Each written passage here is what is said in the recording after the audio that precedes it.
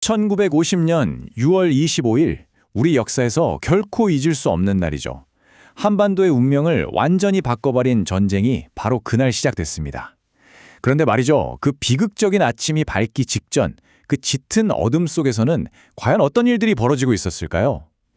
오늘 이 시간에는 우리가 종종 그냥 지나쳤던 바로 그 시기, 한국전쟁 직전의 그 숨막히는 순간들 속으로 한번 깊이 들어가 보려고 합니다.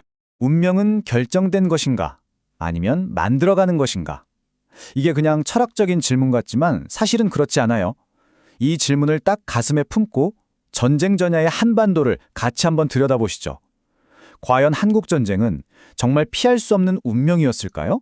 아니면 수많은 선택과 행동, 그리고 실패가 빚어낸 결과였을까요? 자, 그럼 첫 번째 이야기부터 시작해 볼까요?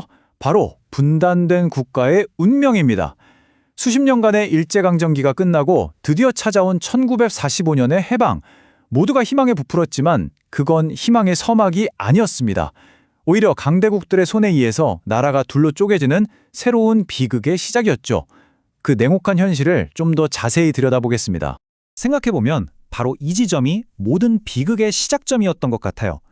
우리가 우리 힘으로 피를 흘려가며 독립전쟁에서 승리한 게 아니다 보니까 말하자면 이 해방에 대한 지분이 없었던 거죠. 그러다 보니 외세에 의한 해방은 권력의 공백을 낳았고 그 텅 빈 공간은 곧바로 갈등과 분열로 채워졌습니다. 이건 우리 민족 전체에 드리워진 지정학적인 저주나 다름없었어요. 그럼 두 번째 이야기로 넘어가 보겠습니다.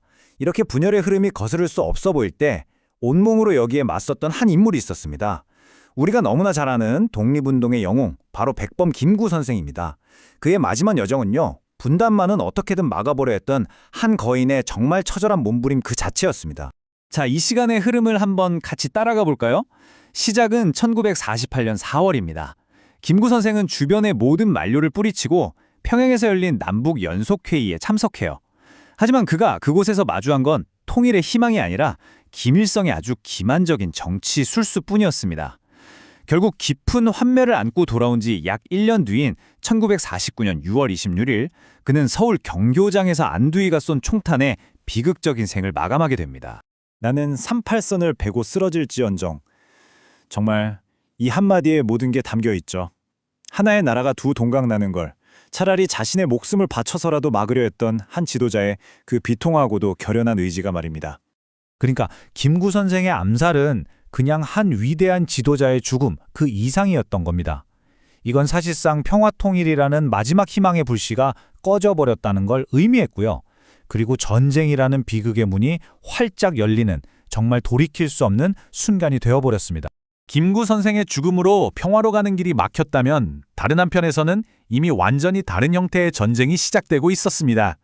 세 번째 이야기, 전쟁 이전의 전쟁입니다. 맞습니다. 1950년 6월 25일에 첫 총성이 울리기 훨씬 전부터 한반도에서는 이미 보이지 않는 전쟁, 즉 아주 은밀한 전쟁이 한창 벌어지고 있었어요.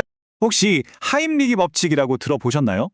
1대 29대 300 법칙이라고도 하는데요. 이게 뭐냐면 하나의 큰 대형 사고가 터지기 전에는 그 배경에 29개의 작은 사고가 있고 또 그 전에는 300개의 아주 사소한 징후들이 반드시 있다는 이론입니다.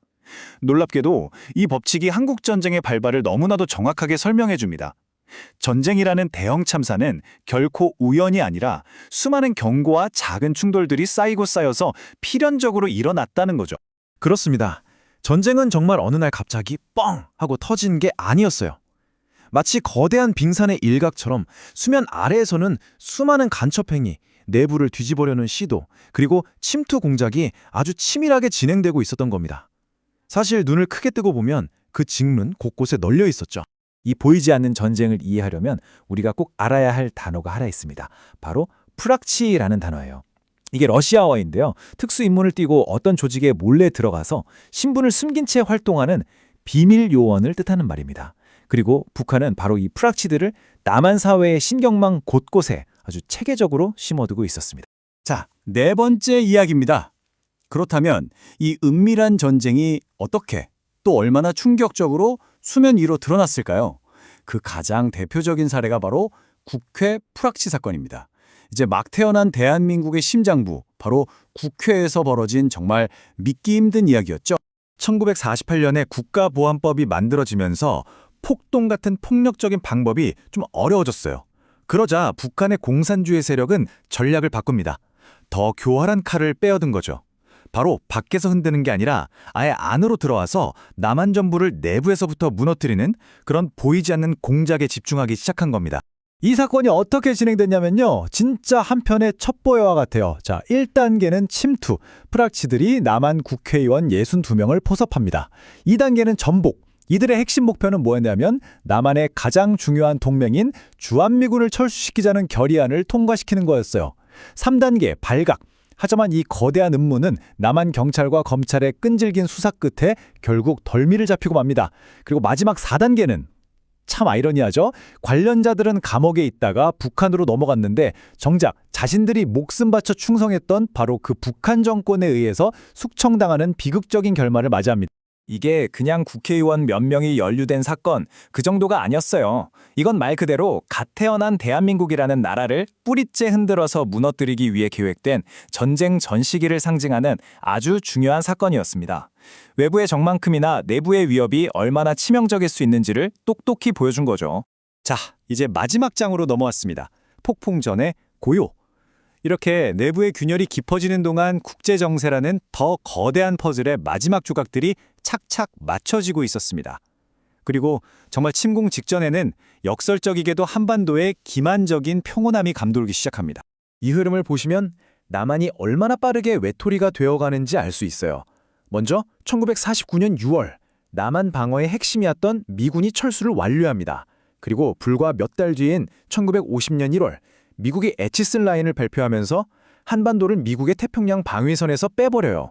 이건 사실상 우린 이제 여기 방어 안 할 수도 있다는 신호나 마찬가지였죠. 바로 그 타이밍에 북한은 대대적인 평화 공세 선전을 펼치면서 자신들의 진짜 침략 의도를 철저하게 감추고 있었습니다. 상황이 어땠냐면 마치 이 그림처럼 38선을 사이에 둔 시소가 완전히 한쪽으로 기울어버린 거예요. 북쪽은 소련과 막 세워진 중화인민공화국의 전폭적인 지원을 받으면서 군사력이 최고조에 달해 있었죠. 반면에 남쪽은 군사적으로도 약했고 외교적으로는 완전히 고립된 상태였습니다. 힘의 균형이 완전히 무너져 있었던 겁니다. 운명의 1950년은 수평선 위에 폭풍이 가진 고요함과 함께 밝아오고 있었다.